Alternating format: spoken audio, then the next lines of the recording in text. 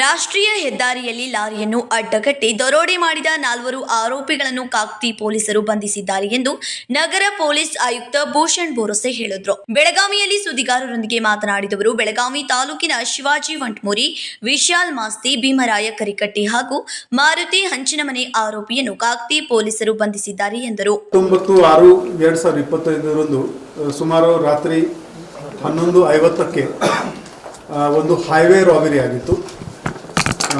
ಭೀರಪ್ಪ ಸಂಕೇಶ್ವರ್ ಇವರು ಅಶೋಕ್ ಲೇಲ್ಯಾಂಡ್ ಟ್ರಕ್ವನ್ನು ಸಂಕೇಶ್ವರಿಂದ ಬೆಳಗಾವಿ ಕಡೆ ಬರುವಾಗ ವಂಟಮೂರಿ ಹತ್ತಿರ ಕೆಲವು ಹುಡುಗರು ಬೈಕ್ ಮೇಲೆ ಬಂದು ಅವರಿಗೆ ಅಡ್ಡ ಹಾಕಿ ಅವರಲ್ಲಿ ಥರ ಇರೋದು ಕ್ಯಾಶ್ ಮತ್ತು ಮೊಬೈಲ್ ಫೋನ್ನ ಅವರಿಂದ ಸ್ನ್ಯಾಚ್ ಮಾಡಿಕೊಂಡು ಓಡಿದ್ರು.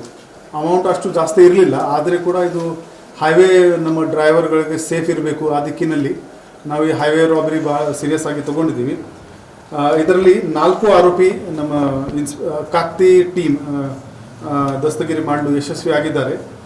ನಿನ್ನೆ 4 ಆರೋಪಿ ಶಿವಾಜಿ ವಂಟಮುರಿ, ವಿಶಾಲ್ ಮಾಸ್ತಿ, ಭೀಮರಾಯ್ ಕರಿಕಟ್ಟಿ ಮತ್ತು ಮಾರುತಿ ಹಂಚಿನಮನಿ ಈ 4 ಬೆಳಗಾವಿ ತಾಲೂಕುದು ನಿವಾಸಿ ಇದ್ದಾರೆ. ಈ ಎಲ್ಲ 22, 21 ಈ ಥರ ಹುಡುಗರು.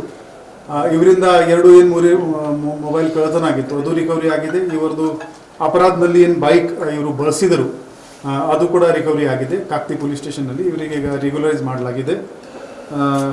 Kakti inspector Suresh Singi, PSI Mrityunjay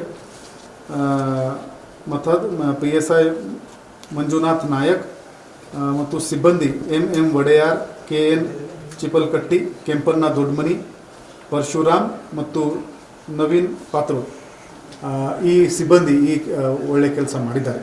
Bhimappa Sankeshwar lorry ಚಾಲಕ ಸಂಕೇಶ್ವರದಿಂದ ಬೆಳಗಾವಿಗೆ ಬರುವಾಗ ವಂಟಮುರಿಯಲ್ಲಿ ಕೆಲ ಯುವಕರು ಬೈಕ್ ಮೇಲೆ ಬಂದು ಲಾರಿಯನ್ನು ಅಡ್ಡಗಟ್ಟಿ ದರೋಡೆ ಮಾಡಿ ಹಣ ಹಾಗೂ ಮೊಬೈಲ್ ಕಿತ್ತುಕೊಂಡು ಪರಾರಿಯಾಗಿದ್ರು. ಇವರು ಕಳ್ಳತನ ಮಾಡಿದ ಮೊಬೈಲ್ ಹಾಗೂ ಬೈಕ್ ಅನ್ನು ವಶಪಡಿಸಿಕೊಳ್ಳಲಾಗಿದೆ.